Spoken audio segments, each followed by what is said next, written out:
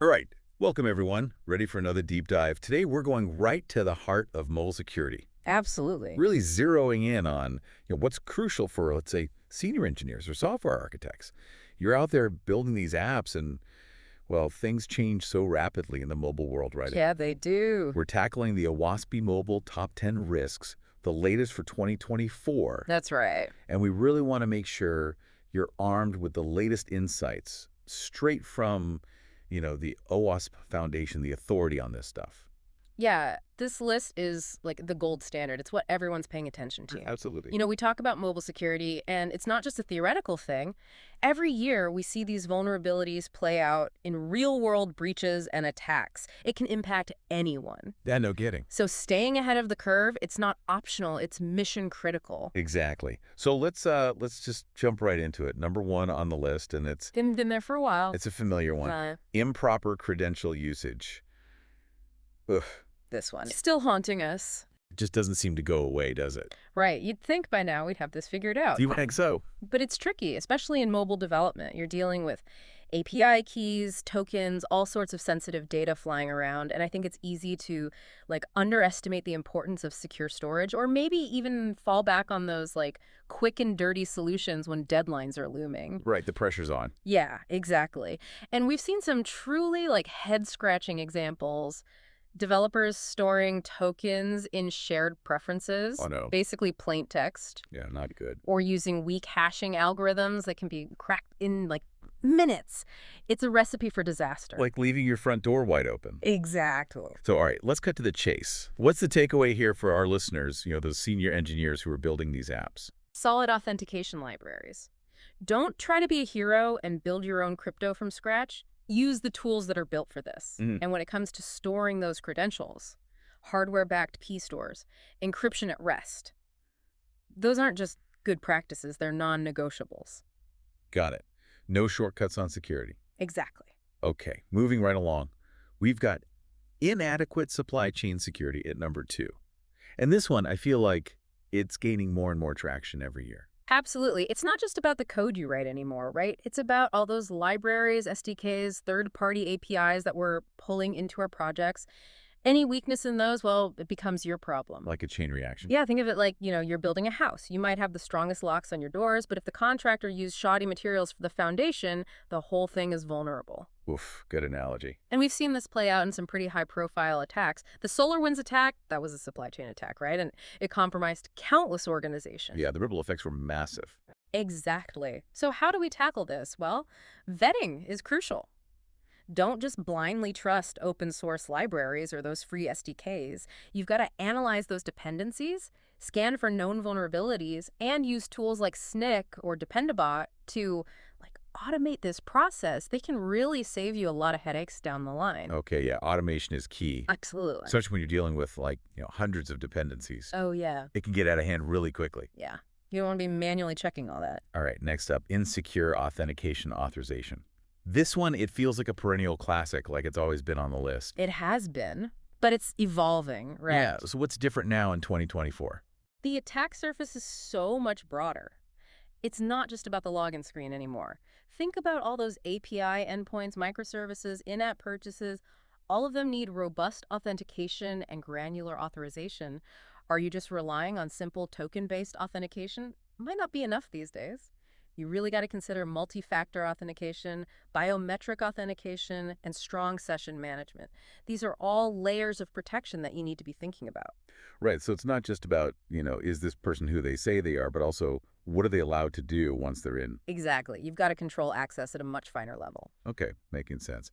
And how about insufficient input-output validation? So, it takes me back to the early days of web development, all those horror stories about SQL injection. Oh yeah, SQL injection, the classic. But these vulnerabilities haven't vanished. They've just evolved. Mobile apps are just as susceptible to injection attacks. Cross-site scripting, XML injection. It's about validating every piece of data that enters your app. Whether it's from user input, network requests, or even databases, you can't trust anything. So sanitize everything, basically. Pretty much. Treat all data as potentially malicious until you've proven otherwise. Good advice. Okay, moving on to insecure communication.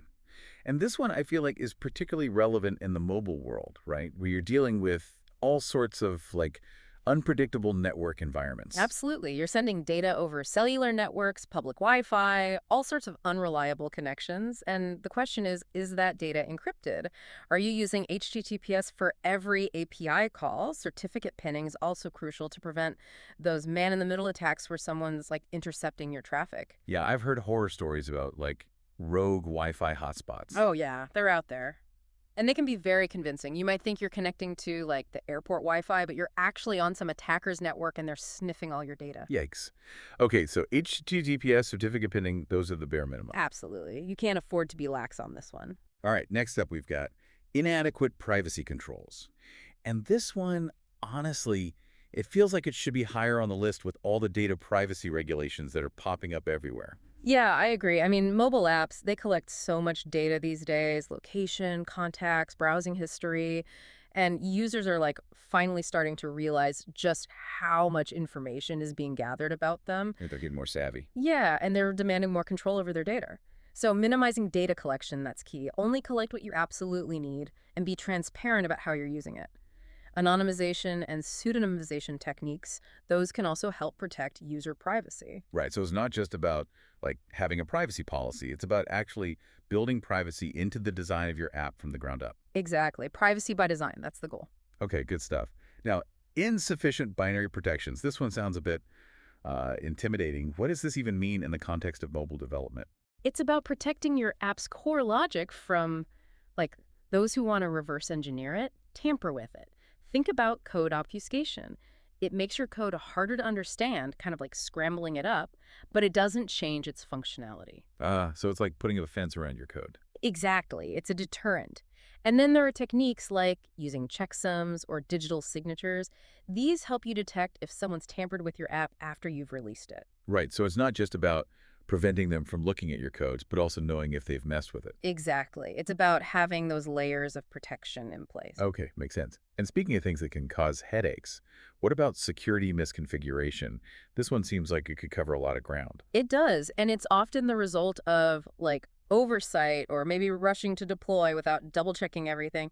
Think about servers with default settings, unnecessary open ports, overly permissive access controls. These are all things that attackers look for. So it's like leaving the keys in the ignition. Yeah, pretty much. You're making it easy for them. And you've got to think about your cloud infrastructure too. Are your storage buckets configured correctly? Is your database securely locked down? Attackers are constantly scanning for these misconfigurations, so you can't afford to be sloppy. So no cutting corners on the infrastructure side. Definitely not. Okay, next up, insecure data storage. This one feels like a close cousin to the credential usage issue we discussed earlier. It is. It's all about protecting data at rest. So, is your database encrypted? Are you using secure storage solutions for sensitive files? And what about the data on the device itself? Are you storing sensitive information in plain text? You should be using encrypted databases or key stores to protect that information. So no matter where the data is, whether it's on the device or in the cloud, you've got to encrypt it. Exactly. Encryption is your best friend when it comes to data security. All right, and last but not least, insufficient cryptography. This one Ah. seems like it's critical but often misunderstood. It is, and it's tempting to think, oh, I'll just write my own encryption algorithm. But trust me, that's almost always a bad idea. Stick to well-vetted libraries, keep your algorithms up to date, and make sure you understand concepts like key management and secure random number generation.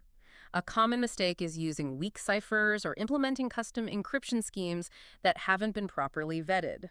You're much better off using established, trusted solutions. Right, so leave the cryptography to the expert. Exactly. They've spent years, decades even, studying this stuff. Don't try to outsmart them. Good advice. So, looking at this list, it strikes me that a lot of these issues, they're not about like fancy new exploits or zero-day vulnerabilities. They're about the fundamentals of security. You're absolutely right. Solid security practices, attention to detail, and a healthy dose of paranoia, those are your best defenses. It's not always about the latest, shiniest tools or techniques. Sometimes it's about blocking and tackling, getting the basics right. Absolutely. So to wrap things up, for our senior engineers out there, those architects who are building the future of mobile apps, what's the one thing you want them to take away from this deep dive? Mobile security is not a destination, it's a journey. The threats are constantly evolving, so stay informed, stay curious, and never assume you're 100% secure. There's always something new to learn, always another layer of protection to add. Complacency is the enemy of security. Couldn't have said it better myself. Thanks for joining us on this deep dive into the OWASP Mobile Top 10. Until next time, stay secure out there. Absolutely, stay safe.